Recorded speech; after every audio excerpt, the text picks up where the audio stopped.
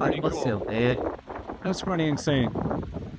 It's the new Mitsubishi Triton. 最多分タービンだけで全然軽く Gonna take one of these for a little test drive today. 1回目は驚いていただく1回で、2回目でエンジンすげえじゃん、四駆すげえじゃんっていう実力を見ていただく2回目ということでね、見ていただくといいんじゃないでしょうか。はい。 Okay, here we're gonna go. We're gonna go up this thing. So today, Kasumi, get ready.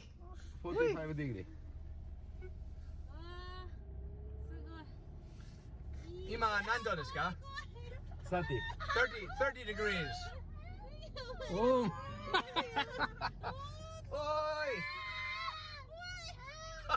怖い。本当に怖い。45. わあ。